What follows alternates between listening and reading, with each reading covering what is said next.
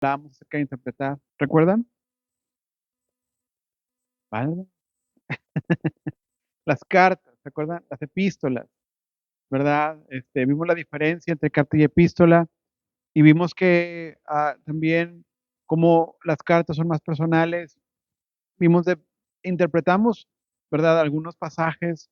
eh, y el día de hoy vamos a comenzar con el tema 5, ¿sí? Y al final, recuérdenme lo de la Biblia, ¿ok? A ver si está en los libros ya, por fin. A ver, Dani, ¿hasta cuánto avanzó? Ok, entonces el día de hoy vamos a hablar, no se miren así, vamos a hablar del género narrativo, ¿ok? ¿Está ahí en su hojita? Este es tema 5, pero es parte 2. Acuérdense que el tema 5, básicamente el tema 5 trata de los diferentes géneros literarios. Vamos a ver algunas, entonces la clase se va a dividir en 4 o 5 sesiones. Hoy es el género narrativo. Ahora, si yo le digo género narrativo, ¿usted qué entiende por eso? ¿Y qué es eso? Ok, historias. ¿Qué más? ¿Qué hay en el género narrativo? Personajes. ¿Qué más encuentra usted en un género narrativo? Situación, que se, se envuelve algo y luego tiene que desenvolverse, ¿verdad? Ok, ¿qué más hay en el género narrativo? Hay lugares, ¿verdad? Simplemente cuando usted va al cine y ve una película, si comienza en un lugar y ya se da cuenta si va a ser el viejo oeste o si es en el espacio, ¿verdad? Es decir, sí, hay lugares. Entonces, en el género narrativo, tengo que identificar personajes, tengo que identificar lugares, tengo que identificar dónde la historia, ¿verdad? Tiene un giro, dónde se corta, si acaso hay una pausa y luego regresa. A veces hay pausas y luego se habla de otra cosa y luego se regresa otra vez a la historia que se estaba hablando. No sé si usted ha visto estas series que de repente hay, eh, que por ejemplo, en algún capítulo a la mitad de la serie te hablan en retrospectiva de lo que pasó antes del capítulo uno. Sí, o estas películas que uno va a ver la parte 2 o como las de Star Wars, yo nunca las he visto, pero todo el mundo me cuenta que están a destiempo. Si tú ves la uno y luego piensas que vas a ver la 2 que es la que sigue, y no es la que sigue, es la parte anterior a la uno, ¿verdad? Y así. Entonces, el género narrativo tiene todas estas cosas, ¿sí? Y este género es el género que más aparece en la Biblia. La Biblia no es casualidad que muchas de nuestras predicaciones sean narrativas, porque el género que más aparece en la Biblia es narrativo, ¿sí? Ir en contra de eso es ir en contra de la naturaleza de la Biblia, ¿verdad? Entonces, de hecho, desde niños, mucho de lo que nosotros aprendemos al principio no es doctrina, sino es doctrina a través de historias, ¿verdad? De cosas que suceden. Entonces, eh, la Biblia, el género narrativo es el más abundante en la Biblia, no nada más en el Antiguo Testamento, también en el Nuevo, sí, también los Evangelios, el libro de los Hechos. En su hojita dice, por ejemplo, ahí, Génesis, Josué, Jueces, Ruth, primera y segunda de Samuel, primera y segunda de Reyes y de Crónicas, Esdras, Nehemías, Daniel, Jonás y Ageo. Estos libros que están ahí, casi en su totalidad, son completamente género narrativo.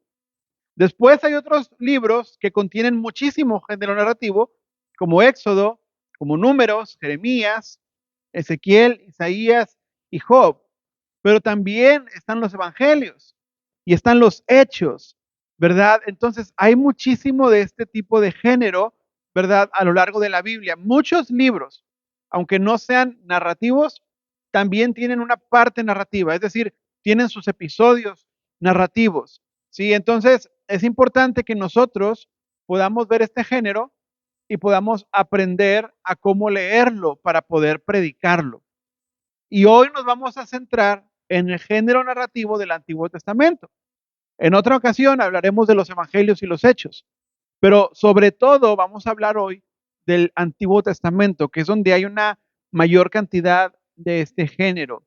Si alguien dígame si ustedes fueron niños que crecieron en la iglesia, y si no, igualmente las primeras historias de la Biblia que ustedes escucharon. ¿Alguien? puede decirme qué fue los primeros personajes de la Biblia que ustedes oyeron, o les predicaron, o se enteraron, y qué pasaba? ¿Alguien recuerda eso? Moisés, ¿y qué parte de Moisés? ¿Qué? Cuando iba caminando por el desierto. ¿Qué otro personaje que ustedes dicen? Este me lo contaron. Noé, ¿verdad? Jonás, ¿verdad? Sí, claro, porque luego llegas con los niños de la iglesia, ¿y a quién se lo comió un pez grande? Y te dicen a Pinocho, ¿verdad? Jonás, claro, okey. ¿Algo más? ¿Algún otro personaje? Isaac, o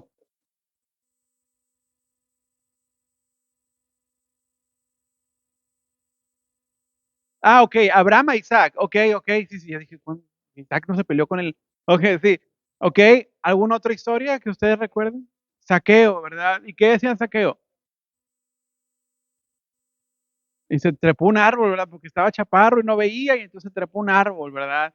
Y hasta cantábamos canciones. Muchas de las canciones que cantábamos de niños estaban inspiradas en historias, ¿verdad? Como la de Zaqueo, como la del padre Abraham, etcétera, ¿verdad? Entonces, claro, el género narrativo está en la sangre del cristiano y es el género más extenso en la Biblia. Ahora vamos a ver ahí en su hoja, dice características de la narración. ¿Lo tiene ahí? ¿Verdad? Y dice número uno, en sentido estricto, las narraciones que son relatos, cosas que se cuentan.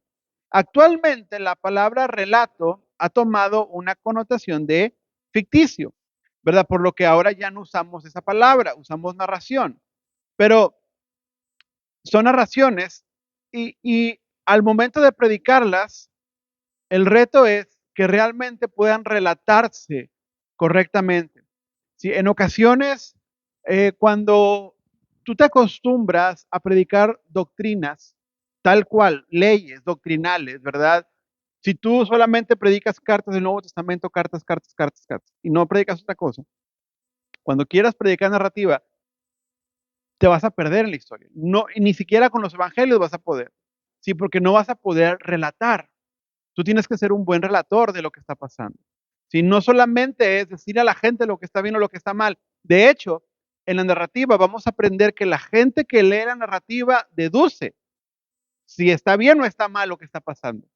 Pero tú tienes que narrar correctamente, tienes que meter a la persona en el mundo bíblico donde están pasando las cosas para que esa persona pueda ver, ¿verdad? Como en una película lo que está sucediendo y pueda esa persona juzgar correctamente. Entonces, una narración es un relato, ¿verdad? Como cuando alguien, por ejemplo, antes cuando no existía la televisión y entonces había deportes y había partidos de fútbol y cómo lo hacía la gente, escuchaba en radio, sí, era el trabajo del narrador describirte lo que estaba pasando de manera que aunque no pudieras ver, pudieras imaginarte, ¿verdad? Las jugadas y todo lo que estaba sucediendo.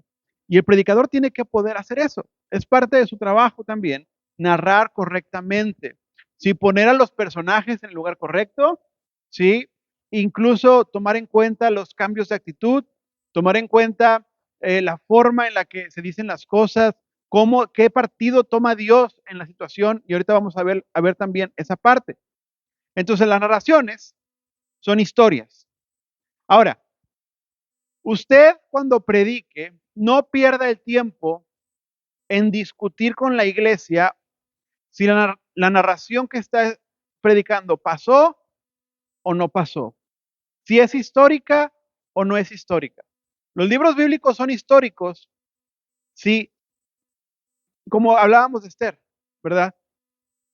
Esther no tiene todavía, digamos, arqueológicamente no tiene un sustento para decir esto pasó. De hecho, es posible que cuando se escribió, no se escribió para que la gente pensara que literalmente había pasado. Pero Esther es un libro histórico porque cumple, sí, con el propósito de mostrar, aparte de mostrar la virtud de Dios, muestra también el inicio del Purim, una fiesta judía. Pero usted no va a perder el tiempo discutiendo con la iglesia del Génesis, ¿verdad? ¿Pasó el arca de Noé o no pasó? ¿Pasó aquello o no pasó? No es trabajo del predicador. Esas son cosas de otra mesa, ¿sí? Son cosas de otra gente para otros tiempos.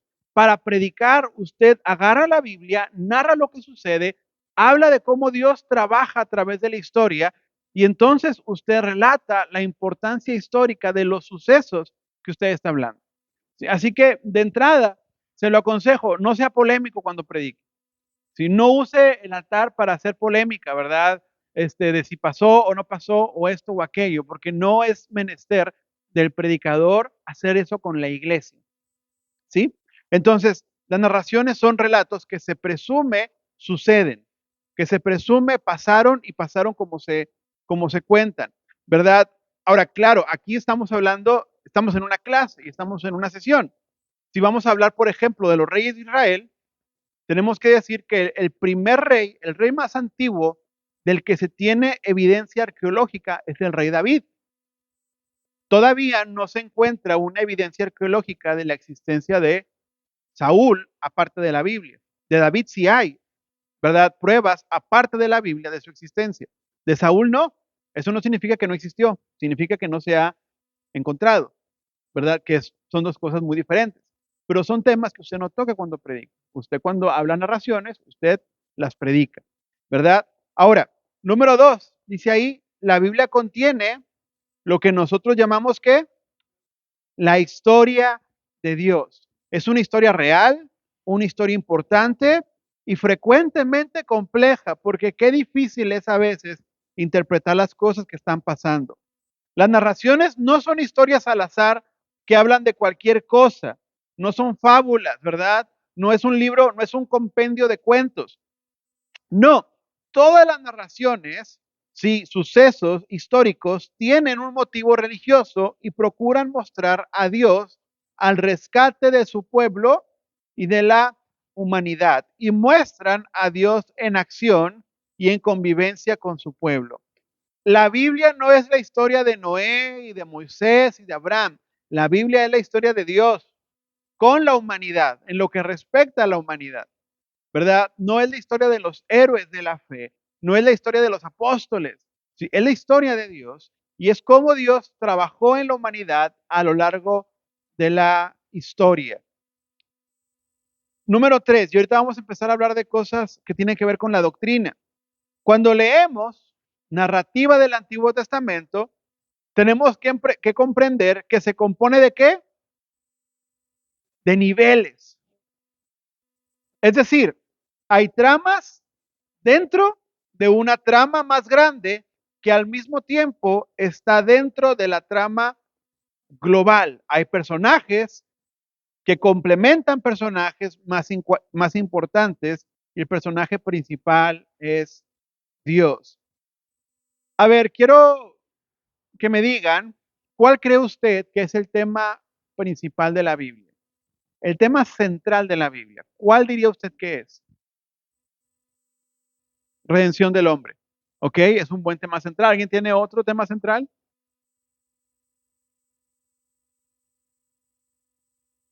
¿Cuál es si usted dijera, de la Biblia, si tengo que resumir en una frase, trata de esto? Si usted, ¿qué frase diría?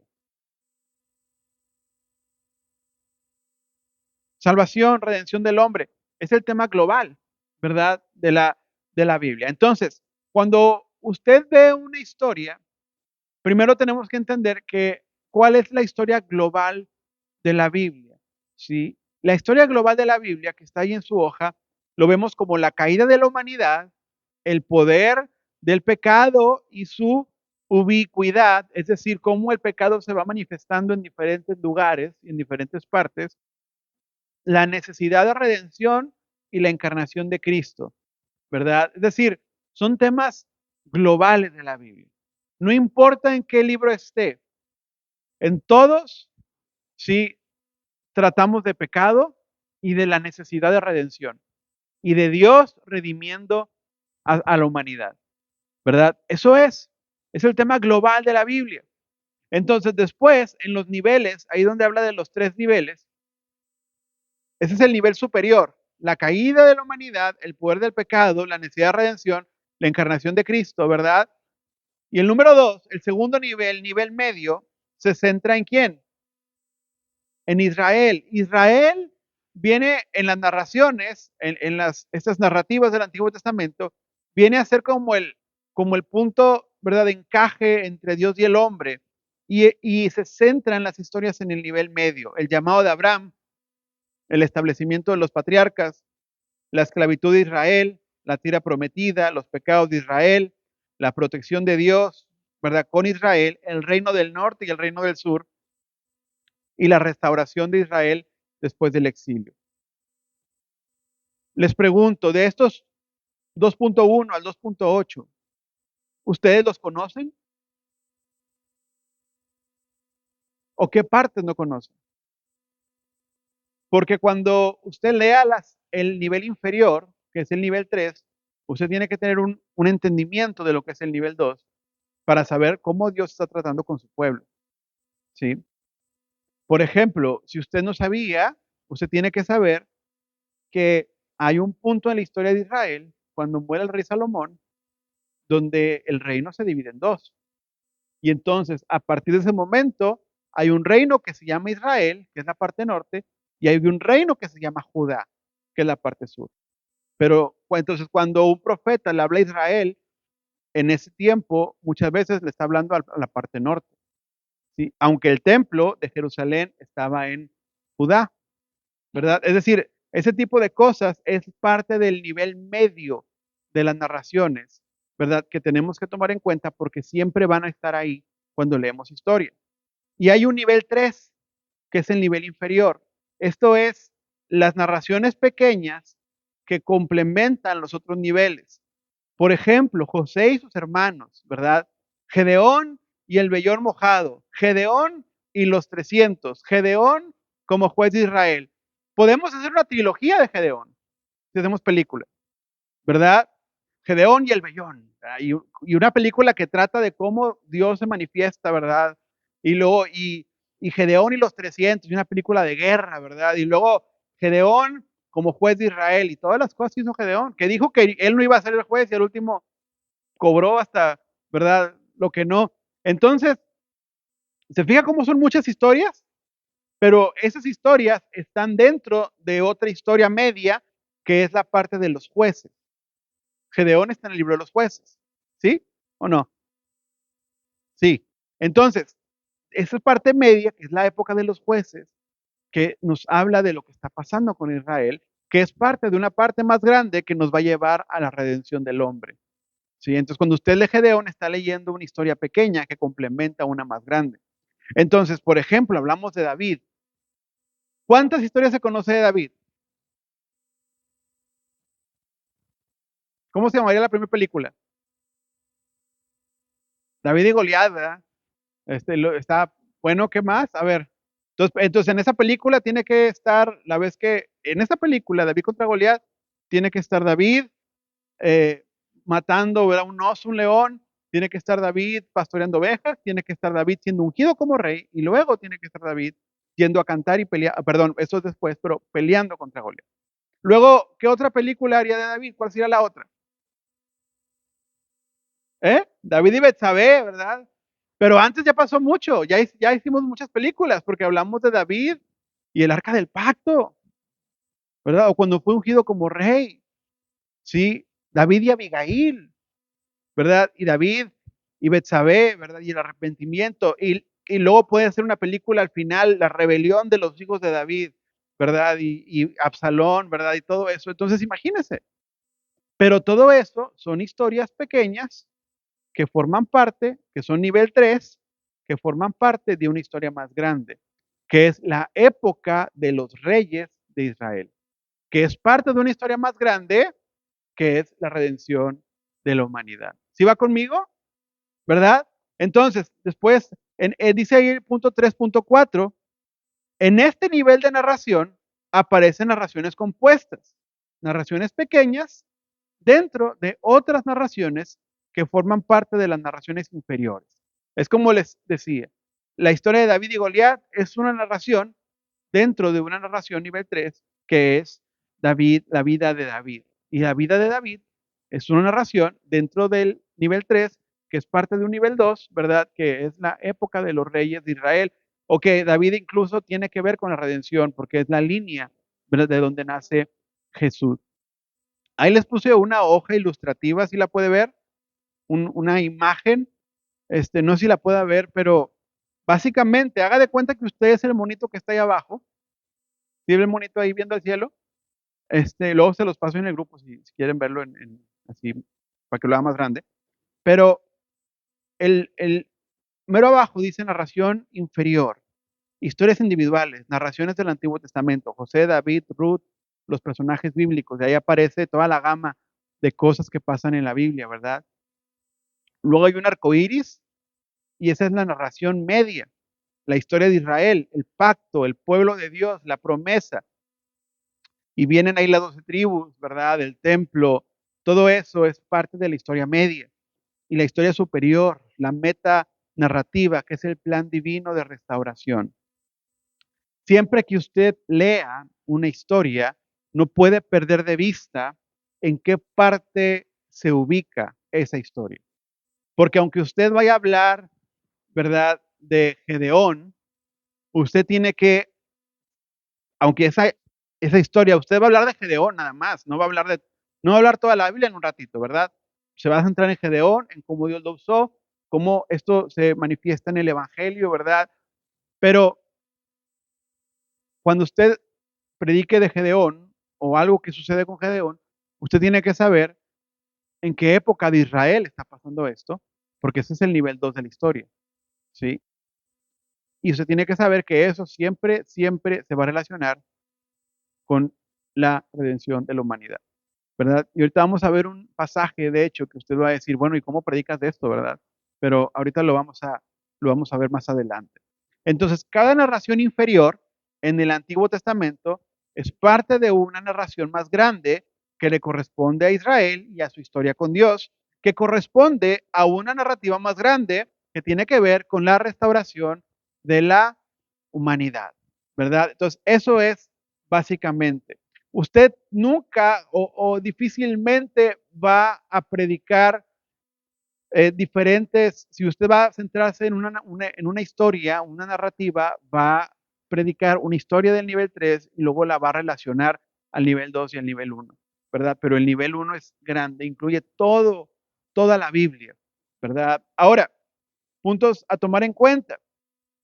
Comprender los niveles jerárquicos de la narrativa nos ayuda a interpretarlos mejor y a vivirlas, ¿sí? Por ejemplo, cuando Cristo dijo en Juan 5:39 que las escrituras dan testimonio de él, obviamente no se refiere a cada pasaje del Antiguo Testamento, sino que se refiere al tema central de la Biblia. Porque hay versículos que usted los va a leer y va a decir, ¿y aquí cómo se manifiesta Cristo, verdad? ¿Aquí dónde está Cristo? Sí, no es un versículo, sino que toda la parte del Antiguo Testamento, todo apunta a Jesús en la meta narrativa. ¿Sí? Usted no tiene que buscar a Jesús en cada versículo. No es que, no es que cada versículo le está avisando de Jesús, porque no es así, sino que en general, toda la historia en general del Antiguo Testamento apunta a la redención del hombre. Traen fiesta, no se preocupen, ellos están felices allá. ¿Ok? Entonces, hay una parte que es narración mesiánica. Hay una parte que sí habla literalmente de Jesús, sí, como en Primera de Corintios 10:4. Si quiere, vaya conmigo a ese pasaje, Primera de Corintios 10:4.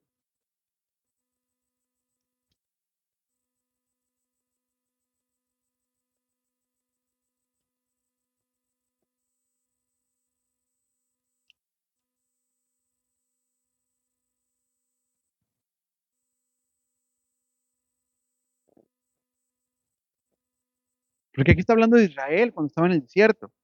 Y todos ellos bebieron la misma bebida espiritual, porque bebían ¿de dónde? De la roca espiritual que iba con ellos, y esa roca era el Cristo. Es decir, aquí se hace una tipología, y entonces nosotros cuando regresamos al Éxodo y vemos que Moisés le pega a la peña, ¿verdad? Y entonces sale agua de la peña y hablamos de que la peña es un tipo, entonces es una tipología de Jesús, ¿verdad? En la meta narrativa todo va, apunta al Evangelio, pero no es que cada versículo usted va a encontrar ahí algo que hable de Jesús, porque no es así. Entonces, usted siempre tiene que entender el nivel de jerarquía en la historia que usted está leyendo, ¿verdad? Y que usted va a predicar. Entonces, vamos a definir primero también lo que no es la narración. Lo que no es la narración, ¿ok? Número uno, las narraciones no son historias sobre qué? Sobre personas en la época del Antiguo Testamento. No se trata de personas. Las narraciones son historias acerca de la intervención de quién? De Dios en la vida de las personas y a través de las personas, y Dios es el protagonista supremo.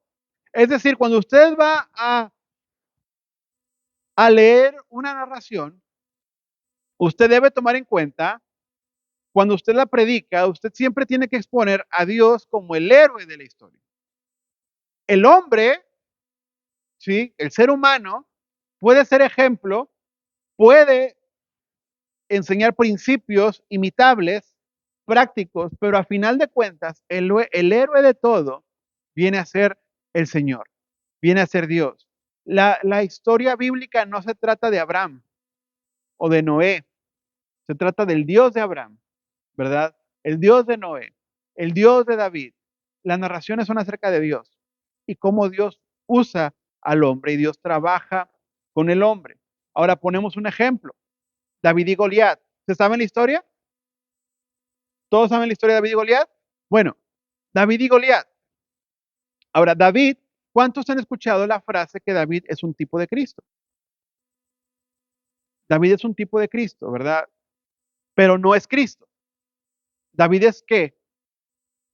Es una persona con pecado, imperfecta, ¿verdad? Ama a Dios, pero es imperfecto. Ahora, si yo leo la historia de David, porque cuando usted predica, usted puede hacer muchas cosas, ¿sí? Usted puede dirigir a la persona y decirle, tú eres David, ¿sí? Y tienes que darle al diablo con la piedra, ¿verdad? A tus problemas, dale con la piedra. Usted puede dirigirlo por ahí. Usted puede dirigirlo, Dios es David. Y usted tiene miedo porque el enemigo le está acechando, pero el Señor sale en respuesta de usted. Si alegorizamos, sí, pero si no alegorizamos, si solo vamos a la narrativa, a los hechos nos dicen que David es un ser humano imperfecto, como usted y como yo, y que Dios usó a ese ser humano imperfecto, ¿verdad?, para derrotar a un enemigo. Y que una diferencia entre ese ser humano imperfecto y el pueblo de Israel, ¿dónde está? ¿Dónde está la diferencia entre David y los demás? ¿Por qué David sí pudo derrotar a Goliat y los demás no? Piénsenlo un momento. ¿Qué había de diferente en David? ¿Cuál fue la diferencia? Entonces, ¿quién es el héroe de la historia? Es Dios. David, la Biblia no dice, pero David era más alto y más fuerte y ágil que todo el pueblo de Israel, ¿verdad que no? No dice la Biblia, pero David que hacía ejercicio todos los días, ¿verdad? Y aprendió artes marciales, era más fuerte que Goliat. No dice eso. Lo que nos dice la Biblia una y otra vez es que la confianza de David estaba en Dios. El héroe de la historia es Dios, sin tener Dios que ser David. Usted puede ser David, pero el héroe de la historia es Dios. Fíjese las preguntas que tenemos aquí y vamos a primera de Samuel 17 para que no me tenga que creer y lo lea. Primera de Samuel 17. La primera pregunta que está en su hojita, ¿dónde estaba puesta la confianza de David? ¿Dónde? Usted dígame. ¿En Dios? Dice verso 37. ¿Lo tiene conmigo? Luego David añadió, el Señor que me ha librado de las garras del león y del oso, me librará de las manos de ese filisteo incircunciso. Entonces dijo Saúl a David, ve y que Dios esté contigo. ¿Dónde estaba la confianza de David? En Dios. ¿Sí? David no dijo, pero la espada que me regaló mi abuelo como herencia, es que mi abuelo me acompaña, ¿has escuchado esas cosas? Es que mi abuelo viene conmigo. ¿Ha oído esas cosas? Bueno, no son bíblicas, no las diga, ni las predique, por favor. Sí, pero Dios que me libró de las manos del oso, me va a librar de las manos de este filisteo incircunciso, ¿verdad? Que es Goliat. Entonces, ¿dónde está la confianza de David? En Dios. El héroe es Dios. Dice ahí también, ¿en nombre de quién peleaba David?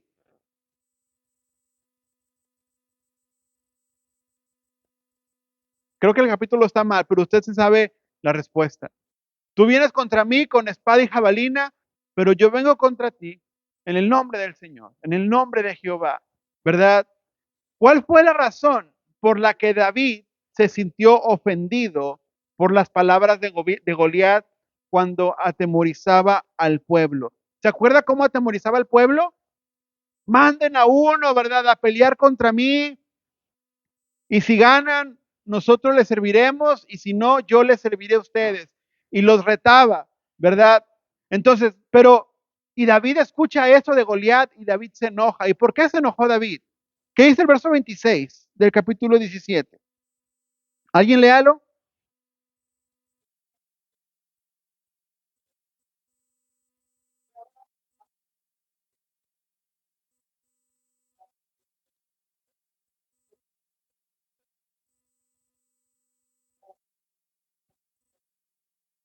Pero ¿quién es este filisteo para que venga a provocar al escuadrón de quién? Del Dios viviente, no del país más poderoso de la tierra, no de la nación más grande y fantástica de la humanidad, no, para que no venga a molestar, para que venga aquí a retar al escuadrón del Dios viviente. ¿Sí? Es decir, David nunca se robó la gloria de nada porque no le pertenecía. Todo lo que hacía y decía tenía que ver con Dios. Y el día que se le olvidó, pecó.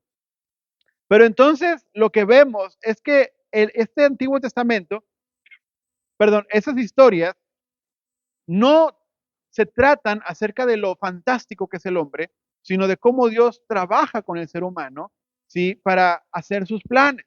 Porque David es un ser humano normal, un muchacho promedio, ni siquiera estaba apto para ir a la guerra.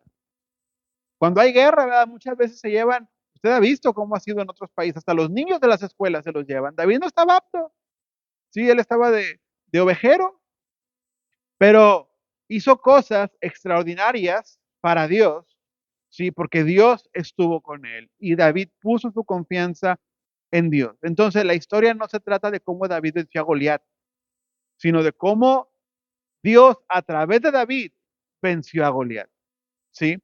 Entonces, cuando usted predica las narrativas, usted puede poner y puede enfocar cualquier de las visiones que están ahí, porque hay mucha gente viendo.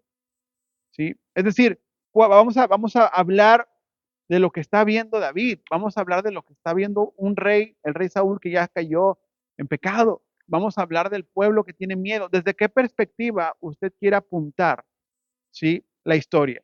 No importa, puede hacerlo de diferentes maneras, usted está predicando, pero usted tiene que saber que el héroe de la historia, y eso sí es bien importante, es el Señor, ¿verdad? Es Dios, ¿sí? Entonces, punto número 2. Generalmente las narraciones no son alegorías con mensajes ocultos, aunque pueda haber aspectos de difícil interpretación. Es decir, la narrativa tiene algo que es muchas veces es plana, porque el que escribe lo que quiere es que el pueblo sepa lo que pasó. No quiere hacer un libro ah, de mensajes ocultos para que usted los descifre. El que narra te describe lo que está pasando. De eso se basa el trabajo del narrador. Entonces, usted no busque todo el tiempo alegorías en los narrativos, porque no debe hacer eso. Sí, a veces en la profecía, en los poemas, sí hay alegorías, pero la narrativa es narrativa. Sí, como le está diciendo, así se presume que pasaron las cosas. ¿Hay partes difíciles de entender? Sí. Eso no significa que necesariamente hay un mensaje oculto, sí que usted tiene que encontrar, ¿verdad? Para darle sentido a la historia. Porque luego empezamos a inventar, ¿verdad? Cosas que no existieron o que no pasaron. Por ejemplo, la vida de José. Fíjese, ahí en su hoja dice lo que José dijo al final de esta historia. Vosotros pensasteis mal contra mí, pero Dios lo encaminó a bien para hacer lo que vemos hoy, para mantener en vida a mucho pueblo. ¿Usted sabe la historia de José? ¿Sí? ¿En qué momento dijo eso? ¿Alguien tiene una noción? Al final, ¿verdad? ¿Y a quién se lo está diciendo? A sus hermanos. Ustedes pensaron hacerme mal cuando me tiraron en esa cisterna, ¿verdad? Pensaron en hacerme mal, pero Dios lo encaminó para bien, para hacer lo que estamos viendo hoy, para mantener en vida a mucho pueblo. Fíjese lo que no se nos dice. No se nos dice con precisión todo lo que Dios hizo para encaminar en esta situación a José, ¿verdad? No se nos dice qué fue lo que hizo Dios, pero se nos dice que Dios hizo para que así se dieran las cosas. Y de aquí, cuando yo agarro, alegorizo y tomo mensajes ocultos, puedo inventar doctrinas. Yo le pregunto a usted, ¿usted cree que a Dios le gusta la maldad? ¿Usted cree que Dios provoca la maldad? ¿Dios provoca a alguien a pecar? ¿Verdad que no? Porque Dios no hace amistad con el pecado. Dios no hace que el hombre peque, ¿verdad? De hecho, Santiago lo dice en la Biblia, ¿sí? No viene de Dios. Cuando los hermanos de José tomaron a José y lo tiraron a la cisterna, no lo hicieron inspirados por Dios. Lo que sí sabemos es que cualquier cosa que sucedió, Dios la encaminó para cumplir su plan. Ahora, yo le pregunto a usted, ¿José habría llegado a Egipto y cumplido con el plan de Dios de introducir a su pueblo? Porque ese es el plan, ¿verdad? Introducir a Israel a Egipto. ¿Se hubiera cumplido ese plan de Dios si los hermanos no lo hubieran metido a la cisterna?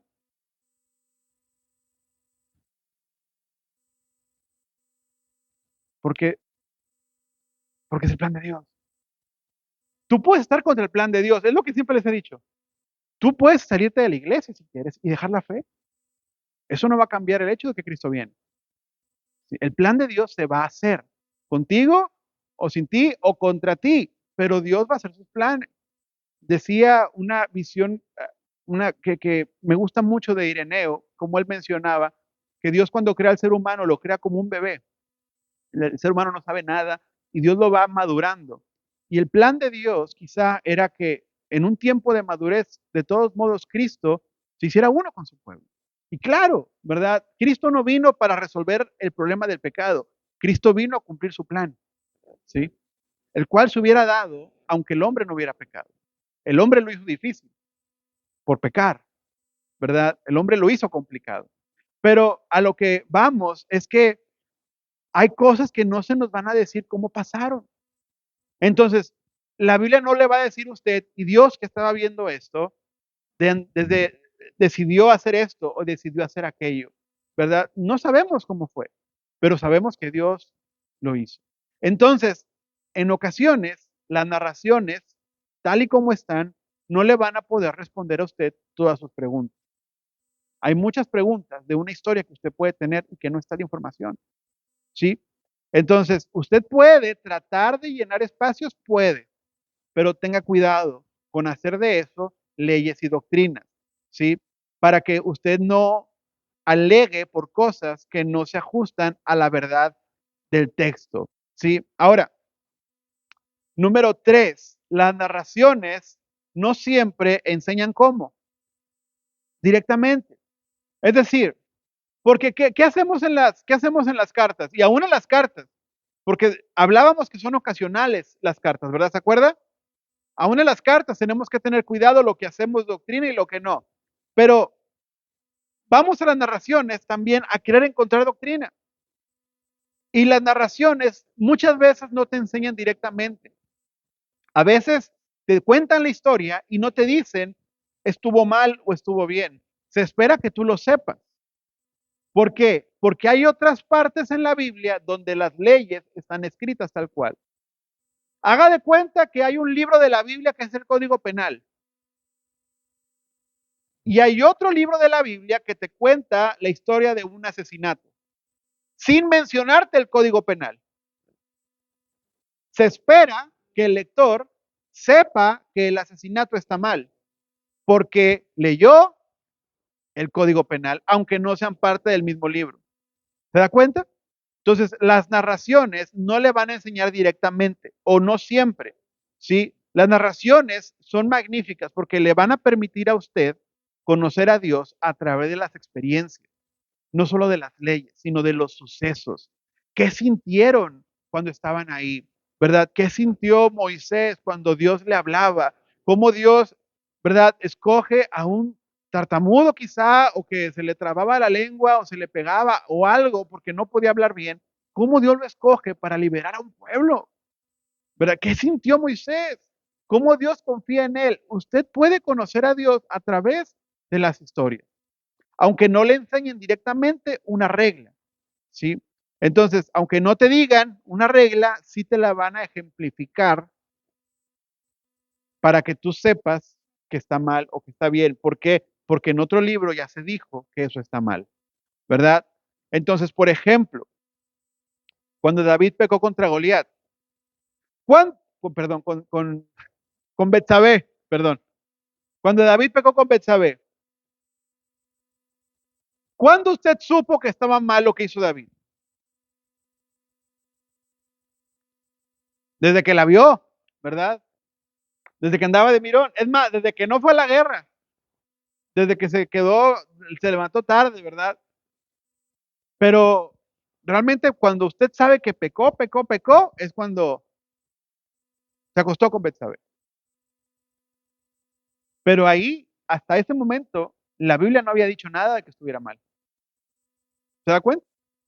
En ese momento, cuando David comete ese acto con Betsabé, la Biblia no dice, y Dios se enojó con David en ese momento. No te dice. ¿Cuándo te lo dice? ¿Cuándo lo sabes? Después, cuando viene el profeta. Cuando viene el profeta uno se entera, pero usted ya lo sabía. ¿Y cómo lo sabía? Porque sabe que está mal. ¿Y cómo lo sabe? Ah, pues por los 10 mandamientos. ¿Por qué? Porque lo que está establecido en un libro se ejemplifica en la narrativa para que usted use su juicio y desarrolle criterio y diga, eso es pecado delante de Dios. Sí, el criterio que a veces a mucha gente le falta, pero eso es. Por eso usted lee narrativas también. Sí, porque en Éxodo 20 también ahí dice, Éxodo 20:13, ahí aparece la ley que, que después se ejemplifica en la historia de David y Betsabé. Ahora, número 4, no es imprescindible, no es a fuerza que cada pequeña historia tenga una aplicación moral inmediata. Nosotros queremos, cuando leemos para nosotros, y aún más cuando predicamos, darle consejos prácticos a la gente, ¿verdad? Pero hay historias que no le van a enseñar consejos prácticos, porque todos los que estaban ahí envueltos, todos se equivocaron, todos hicieron mal, no hay a quien imitar. Simplemente hay principios espirituales que usted va a explicar. Pero ahorita vamos a ver un ejemplo de eso que usted probablemente ya ha leído, ¿sí? Entonces, número 2, principios para la interpretación de narraciones. Inciso A, lo que ya dijimos, las narraciones no enseñan una doctrina explícita, ¿verdad? Por ejemplo, Abraham construyó varios altares a lo largo de su vida. Eso no significa que usted va a andar por la vida construyendo físicamente altares, ¿verdad? Que Gedeón haya hecho un vellón o haya puesto un vellón para que Dios, ¿verdad? Para que amaneciera mojado y luego seco, no significa que usted va a hacer lo mismo. Que Gedeón haya puesto gente a tomar agua para que los que toman de perrito, ¿verdad? Ellos fueran desechados, no significa que usted va a hacer lo mismo cuando usted sea jefe y tenga que contratar gente, ¿verdad? Eso no son doctrinas explícitas. Usted no va a ir, estamos buscando líder de alabanza, y entonces no voy a ir con el hermano Dani, no lo voy a llevar a la laguna, y le voy a decir, a ver, Dani, toma agua. Y si toma así, entonces sí lo hacemos líder, y si toma de perrito, entonces no lo hacemos líder. No es así. Las narraciones no enseñan doctrina explícita. ¿Sí? Inciso B, una narración, por lo general, enseña de forma práctica una doctrina que se explica en otra parte. ¿Por qué usted tiene que predicar narrativas? Porque usted tiene que ser capaz de llenar también el hambre intelectual de las personas que aprenden a través de historias y con ejemplos. No todos aprenden igual. Y no todos, aunque todos somos creyentes y queremos escuchar de Dios, no a todos nos entra de la misma manera.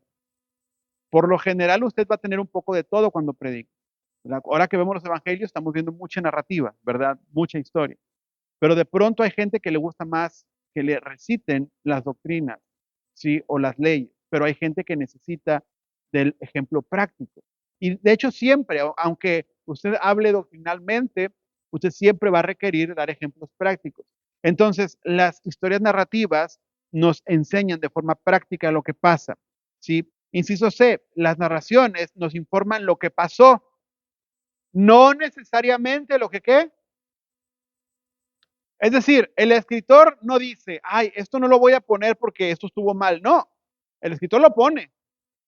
Dios así lo inspiró, le dijo, tú escribe, ¿verdad? Si estaba mal o estaba bien, eso lo juzga usted. Pero no te va a decir siempre, esto estuvo mal o esto estuvo bien. Simplemente lo narró. Los personajes de las narraciones no siempre son un buen ejemplo para nosotros. Porque queremos hacer a David Jesús cuando mata a Goliat. Pero no lo hacemos Jesús cuando pecó con Betsabé, ¿verdad? Todas las personas son pecadores en cierto sentido, es decir, pueden cometer pecados y entonces pueden ser mal ejemplo. Depende de la parte de la historia que usted esté leyendo. Usted va a ir a una historia y va a decir, mira, Abraham, pero qué hombre de fe, ¿verdad? Cómo dejó todo en su, ¿verdad? En su tierra y se fue con su, wow, Abraham es un hombre de fe. Y luego acá, más adelante, y se le va a caer el mundo porque Abraham pasó a su esposa de hermana, ¿verdad? ¿Se da cuenta? Entonces las narraciones, los personajes no siempre son buen ejemplo. Usted tiene que también juzgar. No siempre se nos dice al final de la narración si lo que pasó era bueno o era malo.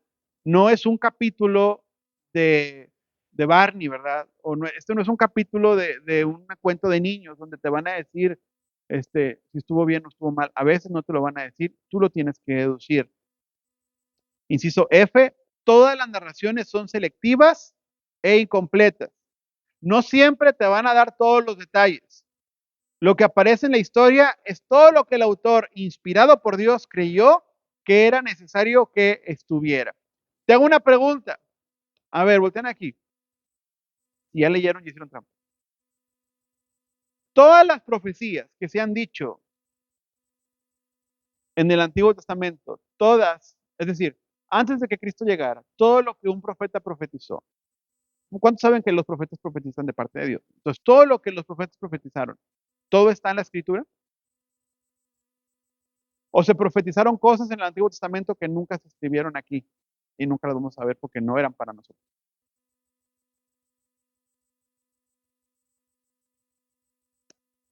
Primera de Samuel 9:9.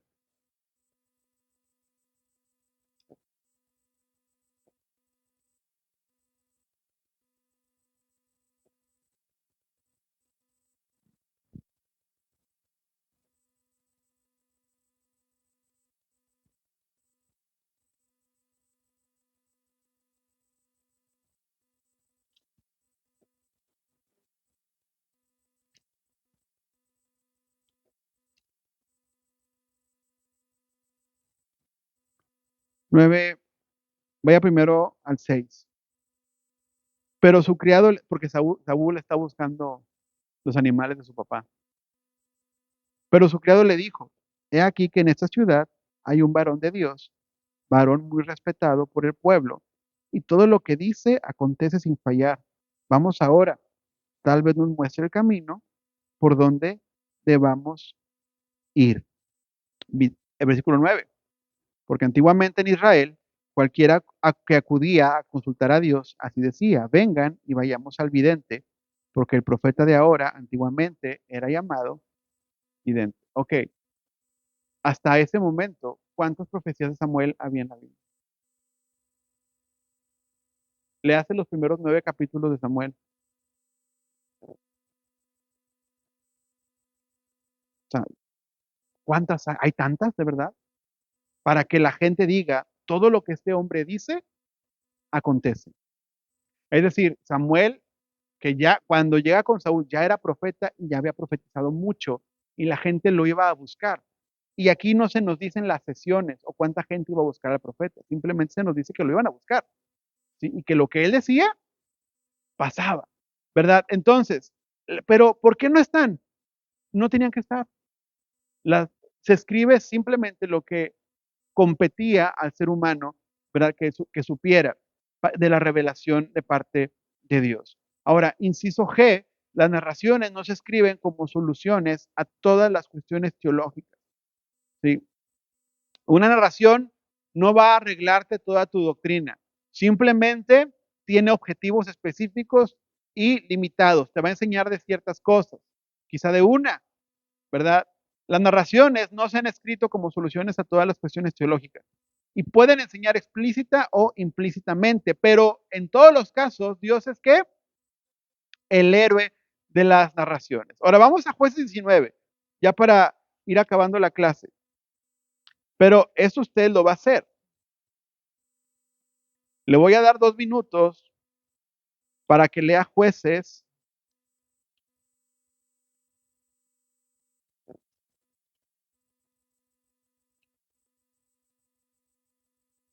del 1 al 30. Son 30 versículos.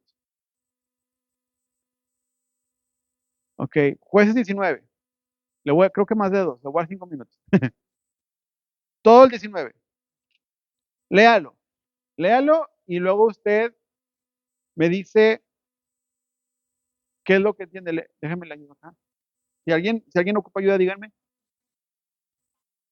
No.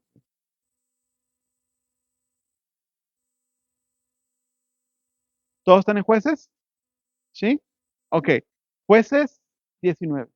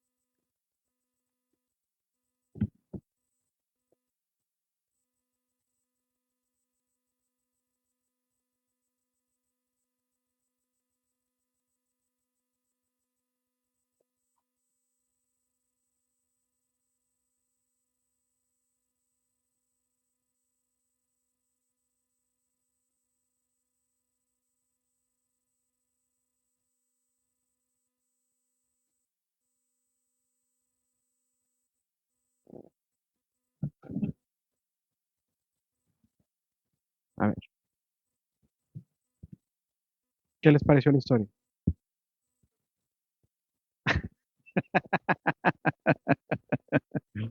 Terrorífica. Okey, no parece de la Biblia, ¿verdad? Parece que fuera de otro libro. Sí, okey. Hay 2 preguntas que me tengo que hacer de esto. Y esto es el ejemplo práctico de una historia, por ejemplo, cuando hablábamos que no necesariamente tienen una aplicación moral, eh, y que son parte de otra historia más grande. Y este es un ejemplo de eso, ¿sí? Porque de Moisés, de Abraham, ¿verdad? De Noé, podemos sacar muchos principios, pero ¿qué sacamos de aquí? Quiero hacerte 2 preguntas y quiero que las medites. Primero, voy a preguntarte si la historia tiene una aplicación moral, es decir, algo imitable que se pueda hacer. Y 2, si la historia tiene una implicación espiritual, es decir, si me enseña espiritualmente algo. Entonces, quiero que ustedes de lo que leyeron me digan qué piensan. Primero, vamos a ver, ¿hay una aplicación moral en esa historia? ¿Cuál es la aplicación?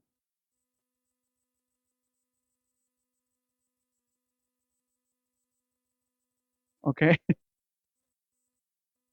okey, ojo, cuando hablamos de una aplicación, no sé si han escuchado a esta gente de la iglesia que le dicen: "¿Y tú a qué ministerio perteneces?". ¿Y qué te dicen? "No, yo soy piedra de tropiezo". Es decir, yo soy mal ejemplo, ¿verdad? Cuando hablamos de una aplicación, hablamos de algo que se haga, que tú digas: "Esto es de un hombre de Dios", ¿verdad? Es decir, esto es para decir a la iglesia: "Aplícalo". Obviamente, cuando nosotros vemos malos ejemplos, podemos decir: "No hagas esto". Pero una aplicación sería, ¿qué cosa buena se hace en la historia que tú digas, esto lo puedes aplicar? Okey, bueno, si rascamos, ¿verdad? Pero y de cierta manera va a desviar un poco la atención de la parte, digamos, principal, ¿verdad? La parte más, terrorífica de la historia. Pero hablamos y el hombre que, de hecho, casi, casi los obliga a quedarse otra noche, ¿verdad? Que no los dejaba irse. Pero bueno, esa es una. Hay una aplicación moral profunda, real, que un hombre de Dios pueda usar aquí para los cristianos. ¿Qué aplicación encuentra usted? Okey, okey, okey. Ahí descubrimos una aplicación, ¿verdad? Moral. ¿Algo más? Muy buen punto ese. Ahora vamos a centrarnos en la parte de la posada. ¿Se acuerda qué pasó? Tocaron la puerta y querían conocer al hombre. O sea, lo que ellos querían era que el hombre saliera para abusar de él, ¿verdad? Y luego matarlo. El hombre no sale, el anfitrión no sale, y entonces dicen, pues aquí está la concubina, ¿sí? ¿Verdad? Entonces, ahora, lo que sigue, pues ya usted ya lo vio, ¿verdad? Todavía a la mañana siguiente el hombre sale de la casa y dice la Biblia que le dice, párate, ahí dice la Biblia, párate, y ve que no responde, y entonces este se la agarra en su burro y se la lleva, ¿ok?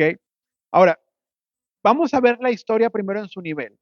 ¿Qué podemos decir del esposo, sí, o de los hombres que están ahí en ese momento de tensión? ¿Usted qué diría de ellos?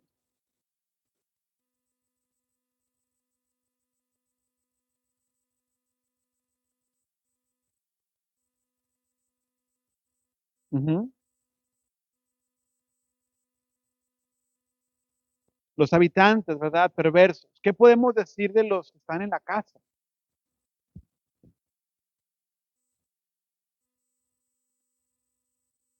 ¿Qué puede decir usted de ellos?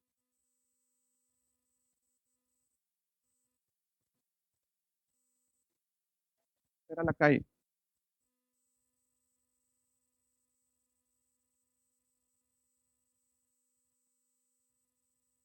Okey, ¿qué puede decir usted de eso? ¿Qué le muestra usted? En pocas palabras, ¿usted puede aplicar algo de ese ejemplo a la iglesia? Esto no es un ejemplo de cómo ser un buen marido, ¿sí? Y como anfitrión tampoco, porque usted a final de cuentas, pues, ¿qué tan buen anfitrión es si termina sacando a las mujeres, verdad? Si va a sacrificar a una mujer, ¿verdad? Para que no se lo lleven a él, para que no se lleven al varón. Entonces, fíjese todo lo que podemos decir de ellos. Moralmente, en realidad, ninguno hizo bien, ¿sí? Porque a final de cuentas, incluso el anfitrión, ¿sí? Termina pecando contra esa mujer al dejarla abandonada, ¿verdad? O sea, terminan haciendo lo que no está bien, porque ellos la avientan para que es como lanzar un conejito, ¿verdad? Un montón de perros, hambrientos. Realmente, si nosotros leemos la historia y usted le tocara predicar de eso, usted nunca podría decir: "Sean como este varón", ¿verdad? O sean como este otro varón, o sean como aquel varón de allá, porque de todos, ¿sí? Ninguno hizo algo realmente que terminara por ser loable, ¿verdad? Ahora, obviamente, aquí hay un contexto, que la mujer valía lo que era, ¿sí? Una concubina para él, ¿sí? Entonces es una posesión, pero realmente delante de Dios es una persona, ¿sí? Ahora, aquí se cumple la regla de que los personajes no son necesariamente buenos, ¿sí? No porque está en la Biblia significa que a la fuerza tiene que haber una buena persona. Cuando usted ve un cómic o ve una historia de algo, usted se está acostumbrado a que siempre hay un bueno, ¿sí? Y hay un bueno y hay muchos malos, pero mínimo tiene que haber un bueno. Cuando usted ve una novela, la protagonista es buena y es la persona más buena de las buenas que está contra los más malos de los malos. Aquí no, aquí son puros pecadores, pura gente, ¿verdad? Moralmente extraviada. Entonces, la aplicación es difícil porque si leemos la historia completa, no hay ninguno a quien podamos justificar en sus acciones o que digamos, este hombre hizo lo correcto delante de Dios, porque a final de cuentas lo que tenemos al último es una mujer muerta y muy abusada, dice la Biblia toda la noche. O sea, todavía el hombre, los que estaban adentro de la casa tuvieron toda la noche, ¿sí? Para reflexionar lo que hicieron y tratar de hacer algo al respecto y no lo hicieron, sino hasta la mañana que se van los hombres depravados y entonces le dice a la mujer, levántate y vámonos, y ponte de pie. Entonces, moralmente yo diría difícil que encontremos una aplicación, ¿sí? Ninguno es ejemplo, pero espiritualmente sí hay implicaciones. ¿Por qué? ¿Qué es lo que resalta? Cuando usted lee esta historia, qué es lo que más le resalta de la historia?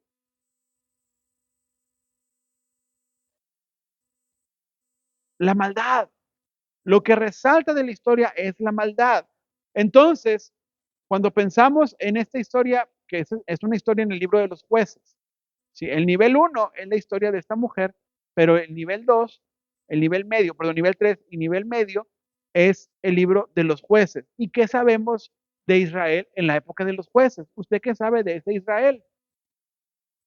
Cuando usted sabe algo de ese Israel, usted puede deducir por qué sucede lo que sucede. ¿Qué nos dice la Biblia en jueces? ¿Sí? Por ejemplo, vaya conmigo a jueces 17:5.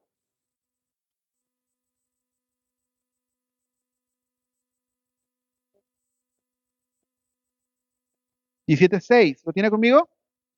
Dice el verso 6. En aquellos días no había qué.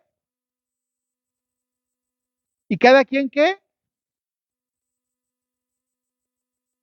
En aquellos días no había rey en Israel y cada quien hacía lo que le parecía recto en su propia opinión. ¿Verdad? Cada vez más parecido al mundo de hoy, ¿verdad? Cada quien hace según lo que cree que es mejor. Así era jueces. Jueces necesitaba, en esta época se nos resalta que no hay rey. Se nos dice muchas veces en el libro, no hay rey, no hay rey, no hay rey. Necesitan un rey que los redima, pero no era David ni Saúl, ese rey era Cristo, ¿verdad? Ahora, ¿qué nos dice? Vamos más atrás, jueces capítulo 2, versículo 10.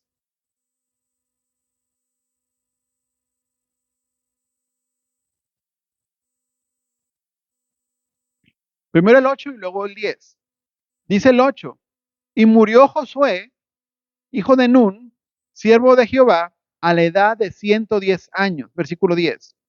Y asimismo fue reunida con sus padres toda aquella generación, y se levantó otra generación después de ellos que ¿qué? Que no conocía a Dios ni las obras que él hizo por Israel. Todas las leyes de Moisés y todo lo que se dijo, ¿dónde quedaron? Olvidadas, porque el pueblo que se levantó, la siguiente generación, no conocía a Dios. Entonces se levantan 12 tribus que ya se les olvidó cómo llegaron ahí, ¿sí? Que no tienen ley, que no tienen rey y que no temen a Dios. Y entonces lo que vemos, ¿sí? Es un pueblo que es capaz de hacer estas cosas. Si usted lee lo que sigue de esta historia, lo que sigue es una masacre. Dice la Biblia, 25,000 hombres de Benjamín, porque eso pasó en Benjamín, cuando este hombre parte a la mujer en pedazos y la lanza y manda a las diferentes tribus como por paquetería, ¿verdad? Cuando envía estas piezas de la mujer, todos se reúnen, varones de las 12 tribus se reúnen, o de las otras 11, se reúnen y hablan con este hombre, y este hombre les cuenta lo que pasó, agarran todos y se van contra Benjamín y matan a 25,000 personas. ¿Sí? Y otros 600, dice la Biblia, que se quedan en un desierto allá por 4 meses a vivir solos. Entonces lo que vemos, ¿sí? Lo que se resalta en la historia es la maldad que existía en el tiempo de los jueces. Si yo tuviese que predicar de eso, lo que se resalta es la necesidad de redención que había en Israel en ese tiempo, ¿verdad? Es decir, no es algo tan práctico. No es como decir, Noé, mira Noé, qué fiel era al Señor y obedeció al Señor. Y si tú obedeces al Señor, ¿verdad? El Señor va a salvarte a ti y a tus hijos. No, aquí no existe ese sentido práctico, porque todos los personajes estaban mal, pero sí hay un principio espiritual, un pueblo que necesita redención. Y entonces tú vas y vienes y lo comparas con el mundo actual, donde cada uno hace según su propia opinión, según le parece, ¿verdad? Y donde la generación que se levantó ya no recuerda a Dios ni las obras que Dios hizo. Y entonces vemos cosas como estas, las vemos afuera. De otra manera, alguien que llega a un restaurante y empieza a disparar, alguien que hace las cosas, es lo mismo, ¿sí? Lo vemos. Entonces, estas narrativas, lo que digo es que no tienen siempre los mismos parámetros y usted no siempre va a encontrar al héroe de la historia en la narrativa. A veces no hay héroe. O sea, a veces simplemente todos los que participaron estaban mal. ¿Sí? Pero aún así, Dios sigue siendo Dios. ¿Sí? Y hay principios espirituales que nos manifiestan, ¿verdad? Cómo con Dios, como cuando el pueblo obedece a Dios, las cosas son distintas. Entonces, eso es lo que podemos decir de esta historia. Ahora, ya vamos a terminar, ya no les voy a hacer leer la última hoja, pero aquí hay 5 puntos o 6 puntos que son errores que yo tengo que evitar al momento de interpretar la narrativa, ¿verdad? Y yo tengo que evitar estos errores. Usted léalos y si usted tiene preguntas, usted puede hacerlas la próxima semana o puede mandar ahí en el grupo de Facebook. Pero básicamente con eso termina la clase, ¿ok? Ahora quiero preguntarles si alguien tiene alguna pregunta o alguien tiene algún comentario o alguna discrepancia que quiera compartir.